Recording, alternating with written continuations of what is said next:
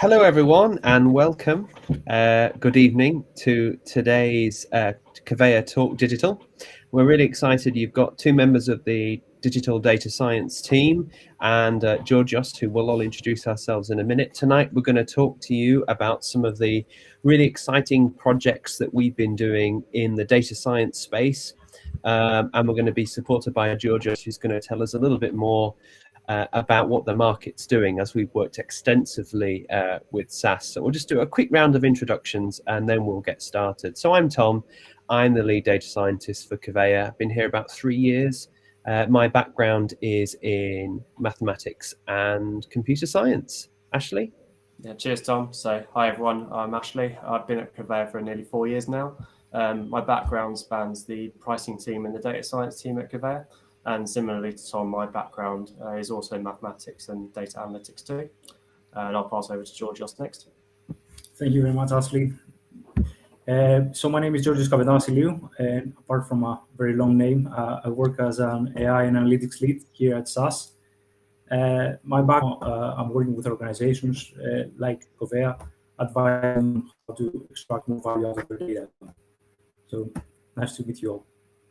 Fantastic. And just so you know, if you've got any questions, we're mostly working on a chat-based system tonight. So if you've got any particular comments you want to ask, please feel free to comment in the YouTube channel. But failing that, if you've got any other comments, feel free to put them in Teams, and we can try and contact you. Okay, let's make a start.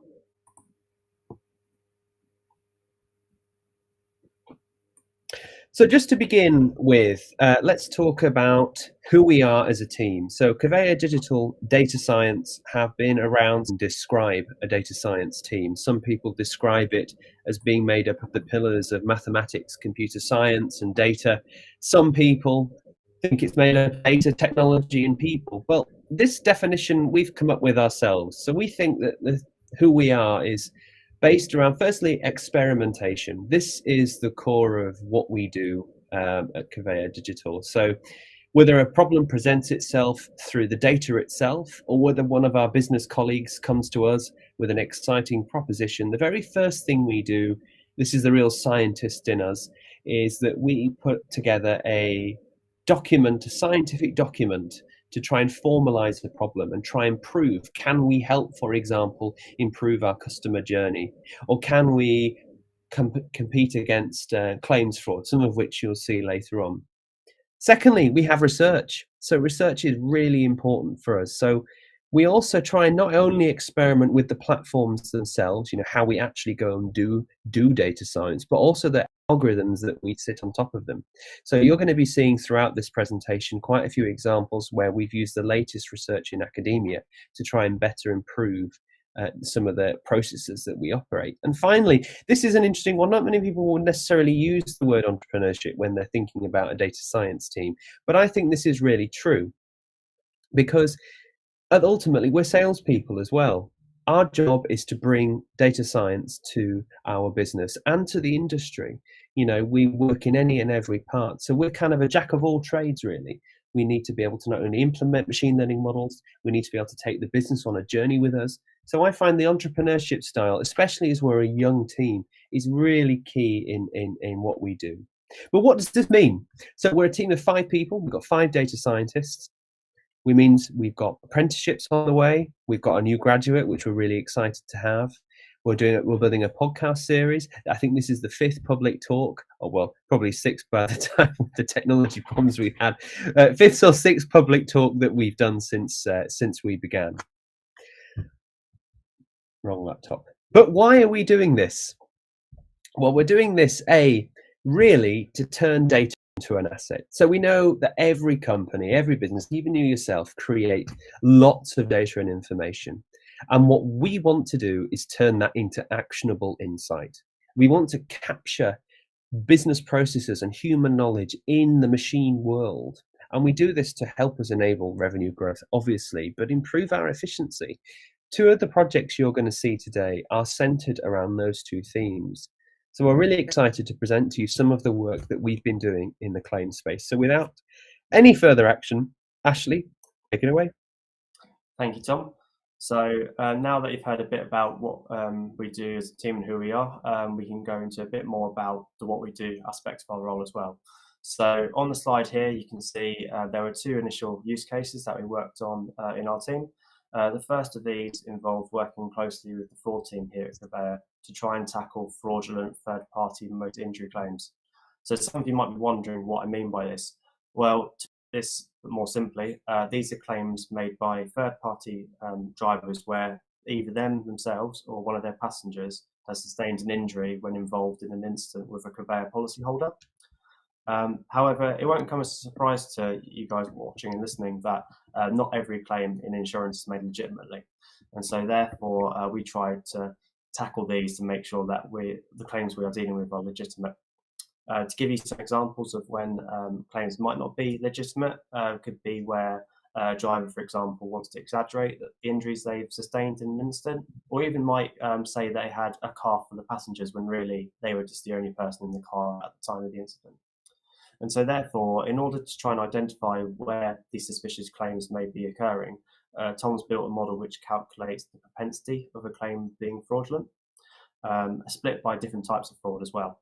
And so this insight is then shared with our fraud team on a regular basis, and from there they can incorporate this analysis into their fight against fraud as well. So whilst our fraud teams already do an amazing job at what they do, we're hopeful that by adopting analytics into this area, we'll be able to uncover even more fraudulent claims going forward as well. And then speaking of claims, this was also the basis for the second use case that we're working on as well. And just to give you a bit more context about this second use case as well, this was to do with claims liability. And motor claims can settle in one of three ways, either at fault, non-fault, or disputed. And so there's some claims which are very easy to try and ascertain who's liable. And that might be, for example, if driver A goes into the back of driver B and driver A at the end will be like, holds her hands up and says, right, sorry, that was my fault, I'll take the blame here. There might be other incidents, however, where imagine you've got two cars in Tesco car park, both reverse into each other at the same time, don't check their blind spots properly, but they're both blaming each other for the incident occurring. So it's in situations like that where it's quite difficult to try and figure out who's actually at fault for the incident. And so we're hoping that we can start to help try and determine what this will be from the outset with the help of AI and analytics as well. And you can see from those two examples I gave there, it's not always black and white as to who's potentially at fault for a claim. And unfortunately, this is something I've experienced firsthand because I didn't have to go on Google for this image. This is one of my cars from a few years ago after I was involved in an incident. And at the time, it took quite a long time to settle. And as a result, it involved quite a lot of stress for myself too. So this is part of the reason why we've sought out to build this model as well, because not only do we want to improve the claims processes internally inside Covea, but we want to create a better claims experience for customers as well. And so just checking my notes very quickly.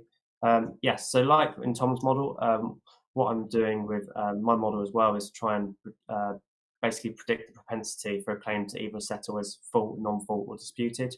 And so we're hoping that by using machine learning and historical claims data, we'll be able to determine liability faster than we already do as well. And as with both models, like I said, both the models that myself and Tom have made, it's important to highlight that we're not looking to replace our colleagues in the claims and frauds teams, but instead we want to enhance the decisions that they're making as well in their day-to-day roles. So with this next slide, we're talking a bit more here about the projects that we did again, but it's worth highlighting that these were sort of amongst the first machine learning and data science models actually produced within the company as well. And so whilst this provided us within the team and other people within the business with a lot of excitement, it wasn't an easy journey throughout that times. So first of all, the data that we needed to be able to work on these models wasn't easily accessible. And so therefore we had to spend a lot of time gathering, processing and analysing the data before we could even contemplate building a first machine learning model. It's amongst the data scientists listening as well, it's probably common knowledge that a lot of the time we spend in our role is actually working with the data and just basically getting it to a point where we can start modelling it. And so the work that we did in these two models was no exception to that either. And so the vast majority of this preparation work as well was undertaken in SAS. And this was a software that neither myself or Tom had really used much before joining the data science team here at Covea. So yeah, so using, sorry, screen's frozen. Yeah, so using SAS, we're able to utilize a combination of different data sources that we hold within the business. But in addition to that, we reached out to experts inside Covea that had a great wealth of domain knowledge as well. It's very important to be able to utilize the skills that Tom was talking about earlier, in addition to the business context as well. So going back to the modeling that we're doing and work on the project. So this was all done inside the SAS platform. So this included gathering the data in the first place to carrying out feature engineering, and also from doing the hyperparameter tuning during the model building to actually building an interactive report that could be shared directly to our internal customers, both in frauds and claims teams. And so before we talk about the reports in more detail, I just want to reiterate that with this journey, we've essentially gone from having disparate data sets from in different areas of the business and having human-led analysis in the fraud and claims team to being able to deliver AI products straight into the hands of our internal customers as well, allowing them to scale up their operations and work more effectively as well. Tom, can we go on to the next slide, please?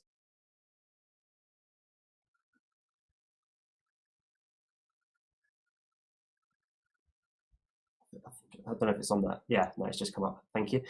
So yeah, so unfortunately, we're not able to share a live demo of you guys today, just due to the sensitive nature, sensitive information that is contained within these reports. So we've been able to provide some screenshots for you today instead. I'll quickly run through some of the functionality that you can see in these screenshots before passing back over to Tom, who will talk a bit more about explainable AI as well. So in these screenshots, you can see the layout is very similar to both. Both are hosted within the SAS platform. So we've opted to include some features that give the users confidence in what they're looking at. So that includes the date that the model was last run, some time filters that allows them to specify what period they want to view the data for. And because these reports are interactive as well, it will update dynamically as well. There's also the option to be able to filter for either particular claims or particular types of claims, whether it be a claim which is likely to be fraudulent, or a claim where, say, the claim system thinks it's at fault, but actually our model says maybe you should reconsider this, it might be disputed or non-fault instead. And these reports are updating regularly, so on a 24-hour basis, new claims and updated claims are processed, and the report is updated, ready for the fraud and claims guys when I turn on the computer in the morning. What I'll do now is I'll pass back over to Tom to explain a bit more about explainable AI.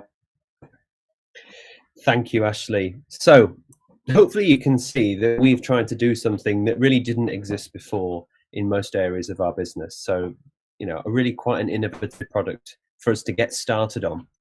One of the challenges we experienced while doing that, which was probably the most elusive, as the title says, is explainable AI.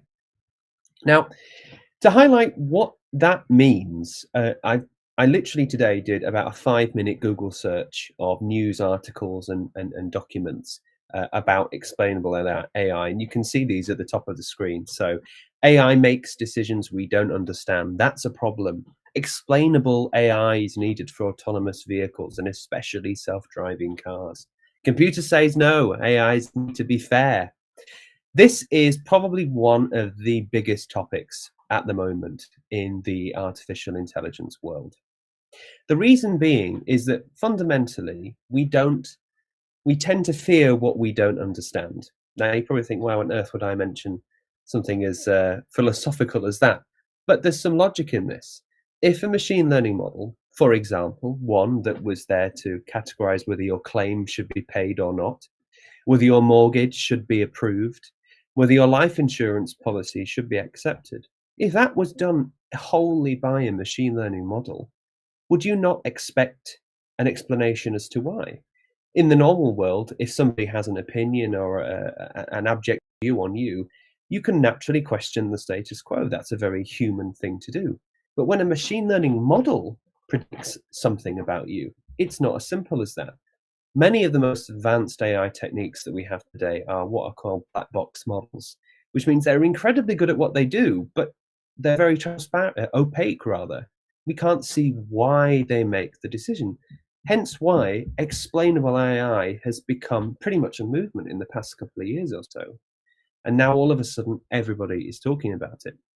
So much so, and I realize you may not be able to read some of this text below, and frankly, I don't blame you. This is an extract from the 2018 Data Protection Act. And for those who don't really follow the whole Brexit deal, this is essentially our replacement to GDPR. But there are some interesting extracts that I actually went down to dig and find. I am definitely not a lawyer, and I've confirmed that I don't ever want to be. But I can see here, it says a decision taken based solely on automated processing. The data subject actually has the right for us to reconsider a decision if it's been made by artificial intelligence, and to consider, could we make a decision that isn't wholly based on AI? And this is just the beginning, because the Alan Turing Institute, a well-known think tank for this type of thing, is advocating for a legally binding right to explainability. They've already been lobbying the Commons, as you know, in very recent times to do so, which means that within years we can expect there to be a legal requirement to explain why we make an AI decision. And there are lots of implications for that, both technical for us as machine learning developers.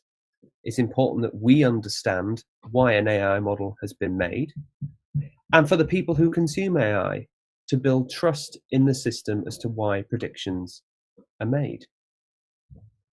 So how did we tackle this problem? So you saw earlier an example of one of our early prototypes for machine learning in claims.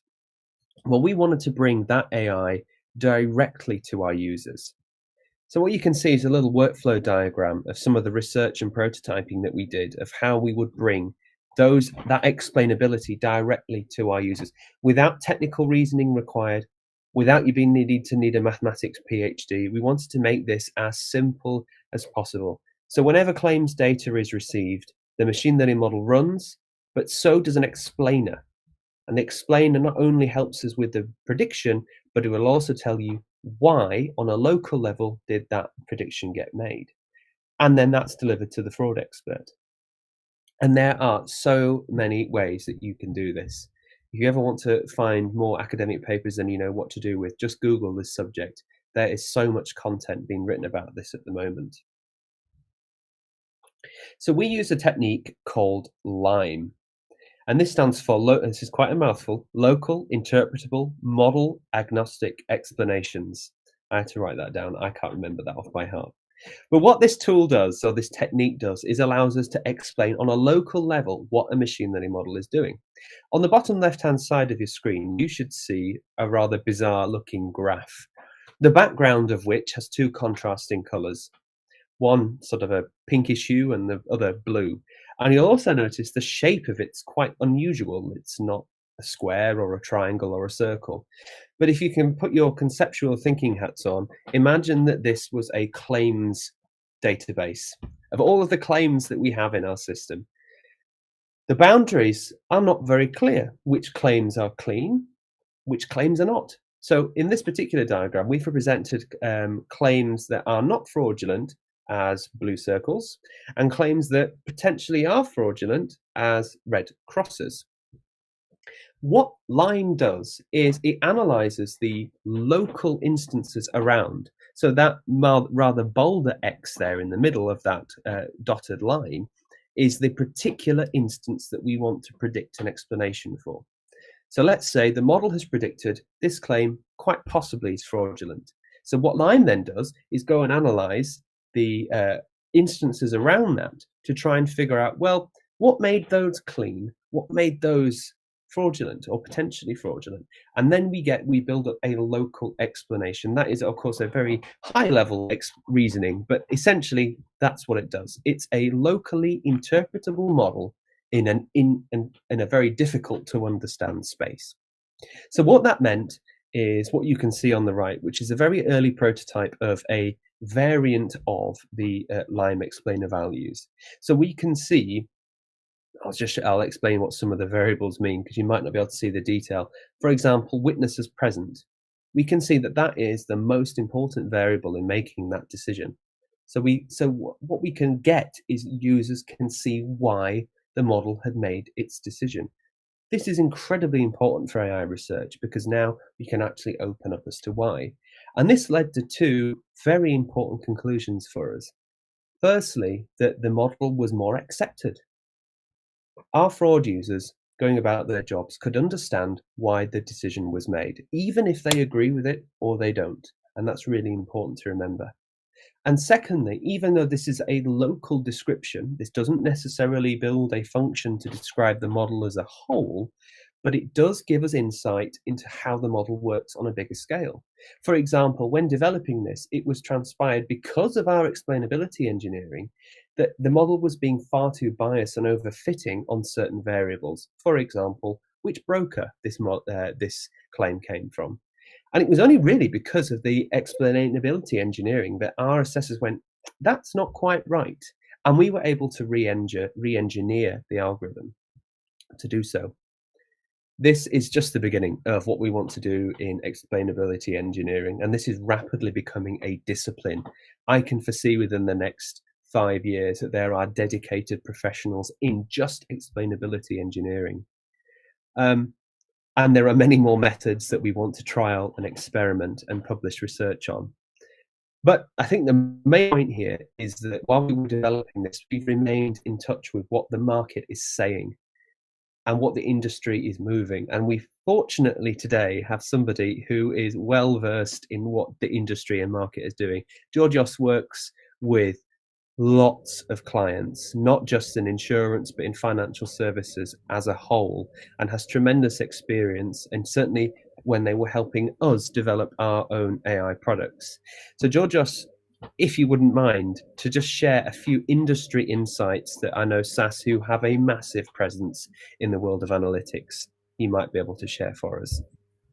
Thank you, Tom. Thank you. So, with this slide, I just tried to capture some of the leading industry trends within insurance. So I'll start with the priorities. So some of the priorities that we see organizations focusing on right now. So we definitely see a move towards a more customer-centric business model. And if you reiterated that earlier, Ashley and Tom.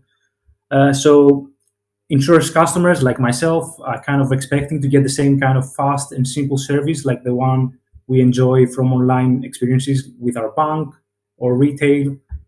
So that is obviously pushing insurers to rethink and redesign some of their customer journeys, and claims being the most important one, right? So it was nice sharing one of your personal examples, Ashley. When you're at that vulnerable state, when you had an accident, the experience you have with your insurer during the claims process is going to make or break your relationship with them. So that claims is basically the moment of truth, right?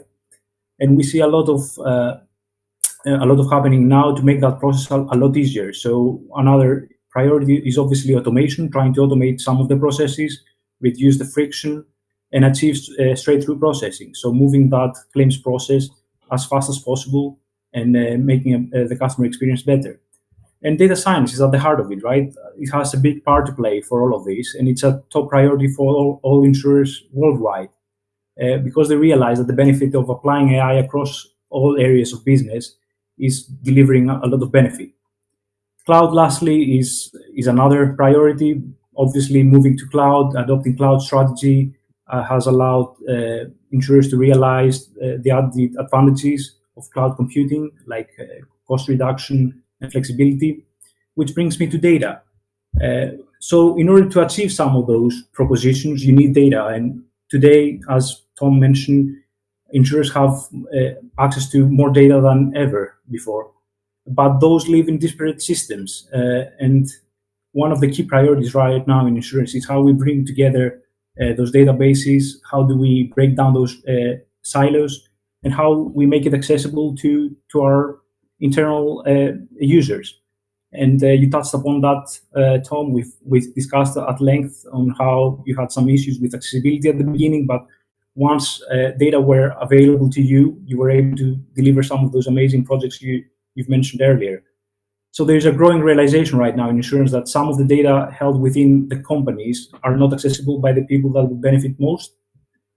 And bringing me to the third point, which is now customers or insurers are trying to get access to not only traditional data sources, but also external data sources like third-party data, but more importantly for fraud and financial crime, identity data. So how we identify or authenticate or how we go about our KYC, know your customer process.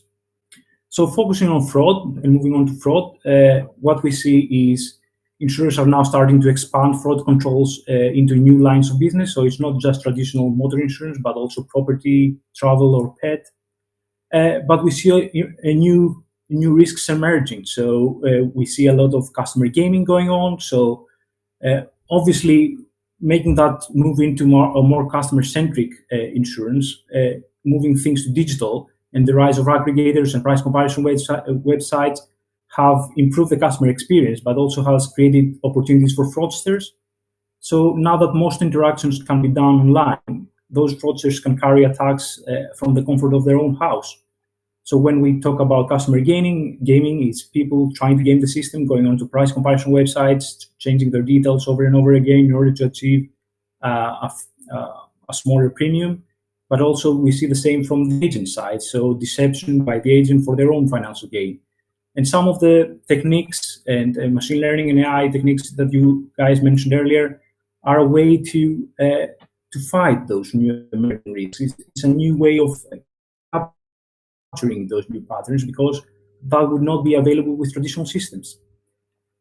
Which moves me to investigation. So it's not just about finding new fraudulent claims. It's not only about detection, but we see a lot of focus on investigation. So insurers right now are putting far more focus around investigation, case management, and intelligent management of how do I go about understanding those fraudulent claims, like explainability, but also how do I go about raising these with my fraudulent systems.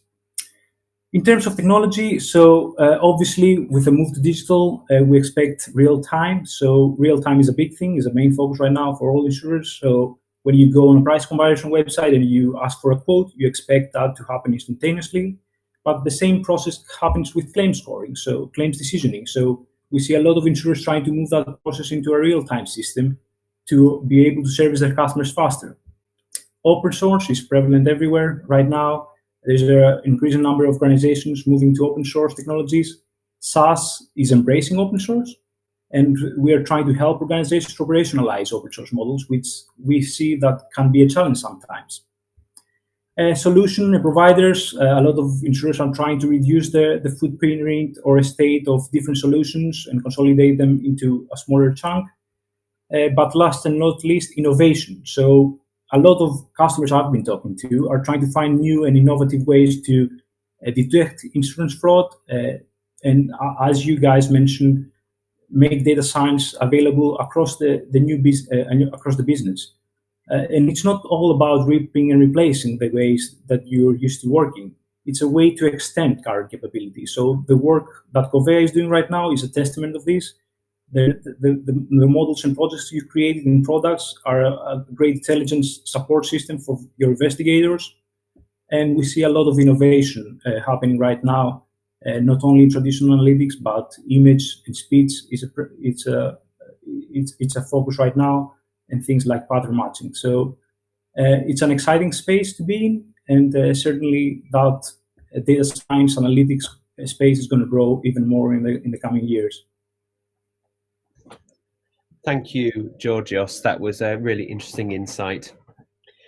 So finally, what's next for us then? So as a data science team, we are at just the beginning of our journey.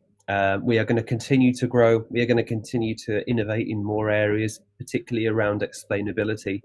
And some of the talks that we're going to do in the future will really get into the depth of the sort of things that we are doing.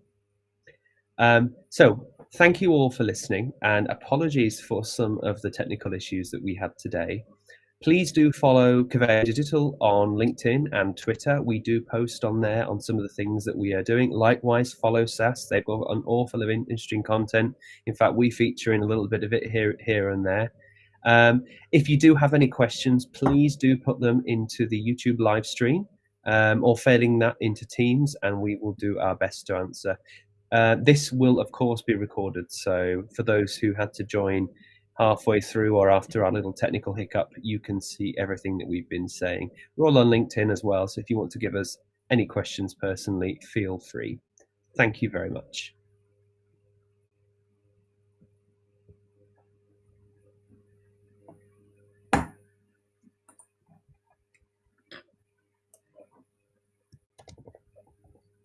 Just checking the questions at the moment on YouTube. I don't think there's any there at the moment, but just having a look in the Teams, seems to be a few bits that have been mentioned there recently. Okay.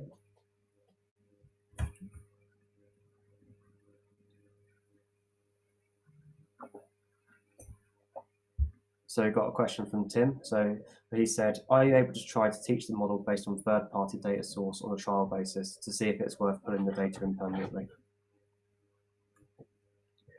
Yes, we certainly can. So we work with lots of suppliers, particularly in relation to how can we augment our data sets. We typically started off mostly on our internal data, but there are two types. You know, you can invest in essentially variables for your models. So there are lots of companies that will specialize in trying to help you build variables that will understand certain demographics, for example. But also there's web scraping and general data sets. So what's the advantages, for example, of ingesting Met Office weather data? So we do regularly try lots of very different methods, both internal and external, to try and boost the accuracy. But sometimes they don't. Sometimes they can lead to overfitting, which obviously isn't ideal. Thanks, Tom. I think Tim's still typing at the moment, so Sure thing. give him a second if that's a follow-up question, or he's still on his keyboard.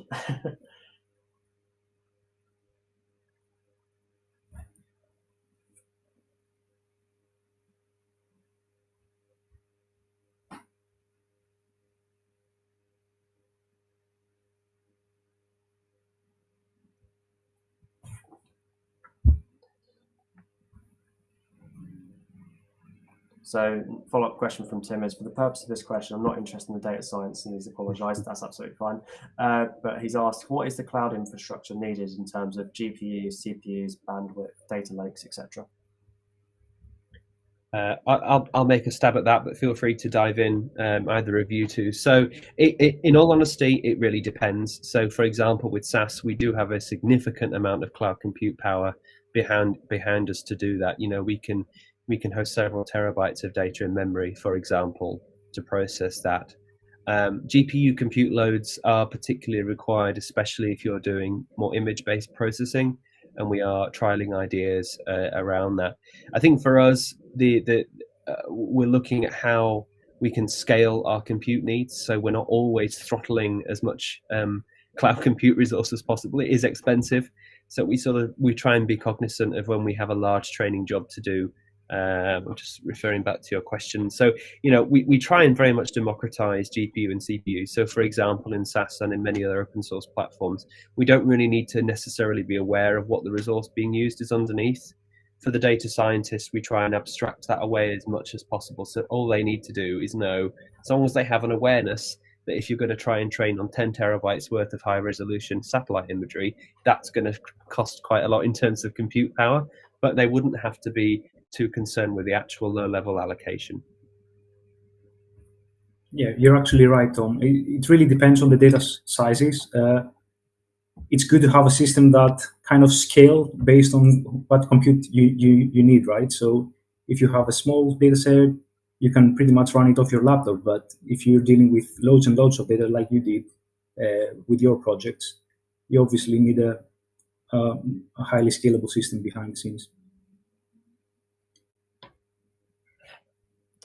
Thank you both. Again, there's another question in the chat there saying, have you experienced a throttling when you're doing a job?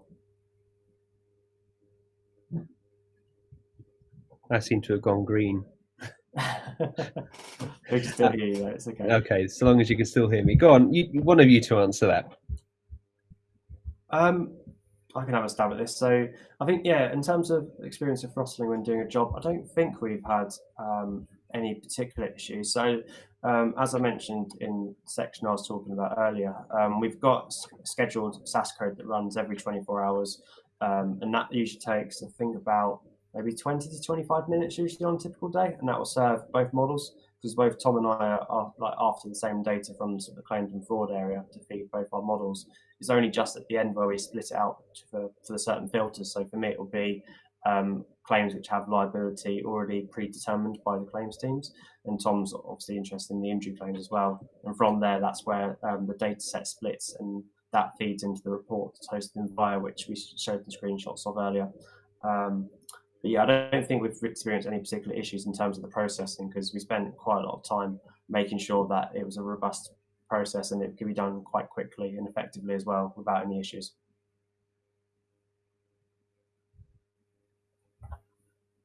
So yeah, hopefully that answers your question there, Tim.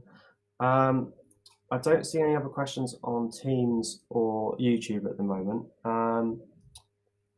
So unless anyone else has got any other questions, shall we end it there?